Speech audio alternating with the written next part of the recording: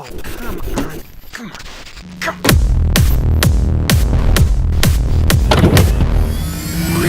Alone in the Dark took a beating critically, dropping onto store shelves the same week as Battlefield Bad Company. It's easy to see why. It is a janky and unpolished mess of ideas. Play the game for 5 minutes and you'll see. It feels like it's being held together by hopes and dreams. Not long after the game released, I saw it at a deep discount on a local game store, and I couldn't resist. I bought it. I had to see for myself what all the reviews were warning me about, and to my complete surprise, I loved it. I love it. Its atmosphere, its hodgepodge of mechanics and ideas, they went for it with this one. Eating Games took everything they had and threw it at the wall to see what stuck. They don't make games like this anymore. Everything today is so distilled and focus tested to death, whereas Alone in the Dark was an insanely ambitious mess. A few months after the game came out, Eating Games took the criticism it received for the 360 version to heart and made a number of improvements for the PS3 release. They titled it Alone in the Dark Inferno. After dumping more than a dozen hours into the 360 version, I think it's high time I try out the improved version more than 10 years after it released. Even one of the first things you do in the game is wild. You blink. You spend the first few minutes of the game blinking and following directions from some very pissed off and questionably acted baddies while something pretty Ghostbustery starts tearing the building apart. This way.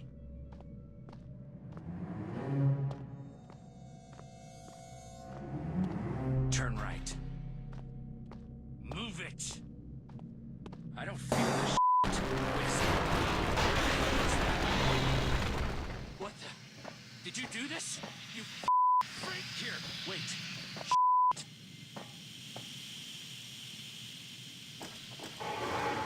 Wait! No!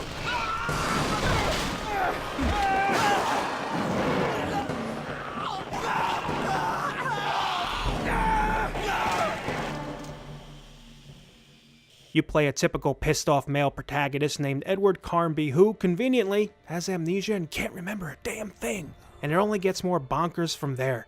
Within the first 20 minutes, you're putting out fires, busting down doors, solving physics puzzles, climbing outside of the building and avoiding falling debris, fighting demon ladies with a ladle, shooting some demon spiders, and hotwiring a car to escape New York City as it gets demolished by some unknown force.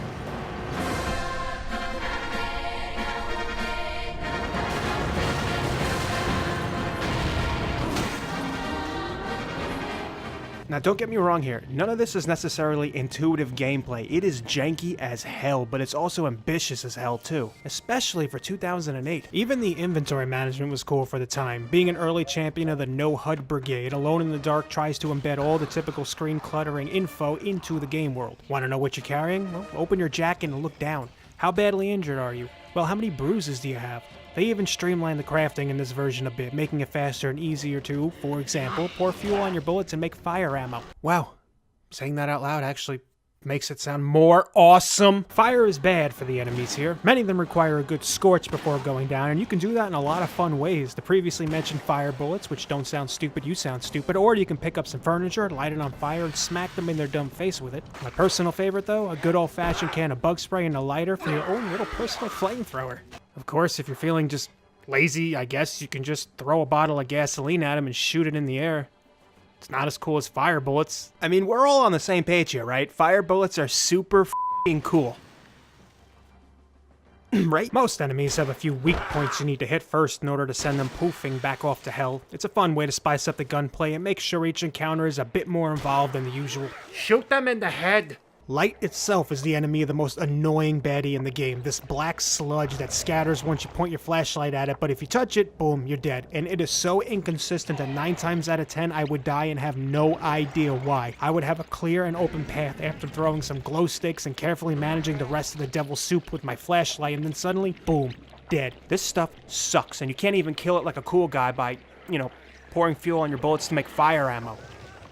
Alright, just to be clear, we are all on the same fire ammo cool page, right? Thank God you can skip these scenes if you want. That's another really cool innovation this one had. The gameplay's more like episodes of a TV show rather than a game. You can skip parts you're not enjoying, rewind and replay the ones you did, and even watch previously on intros when loading up a save. Again, in 2008, this was really cool and unique. Most of the game takes place in a large, relatively open recreation of Central Park, where you'll find loot for crafting, things like Molotovs, abandoned cars to rummage through, and enemies just roaming around. It's not open world per se, it's more like a large hub area that you can explore in between the more linear levels. It all works really well. It's crafted with care and max levels of creepy, which goes a long way in helping you feel engrossed in the game's world, and atmosphere is this one's biggest strength.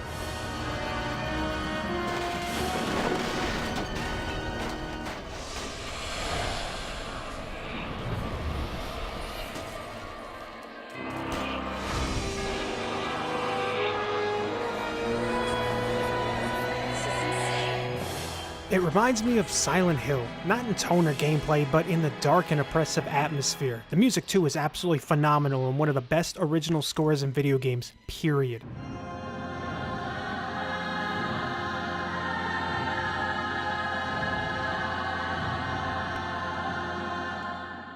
If only the voice acting was better, then this would have been one of the most wholly atmospheric games of last generation. It's that memorable in a lot of ways. It sticks with you in spite of itself, and I mean that. I still think about this game all the time, even 10 years later, despite how hard the game can fall flat on its face.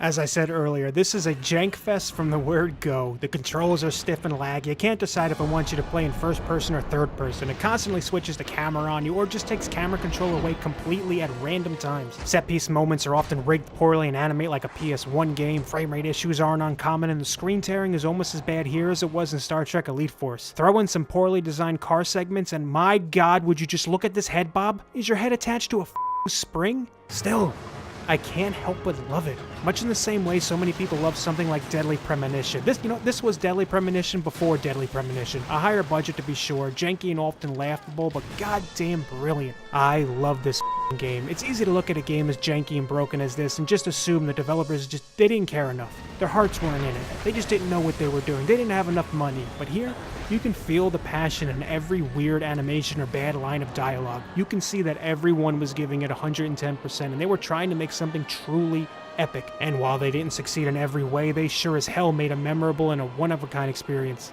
You can get it so cheap nowadays. If you skipped it and or are a fan of Deadly Premonition or just atmospheric horror games in general, then do yourself a favor and grab this one. Go in knowing it's rough, but absolutely worth seeing through.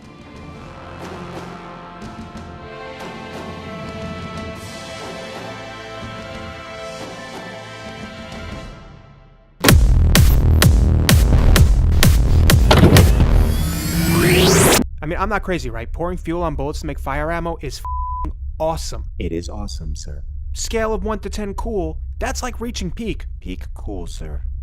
You're not mocking me, are you? I am not mocking you, sir. You sound like you're mocking me. I am not mocking you, sir. Are you mocking me right now? Yes.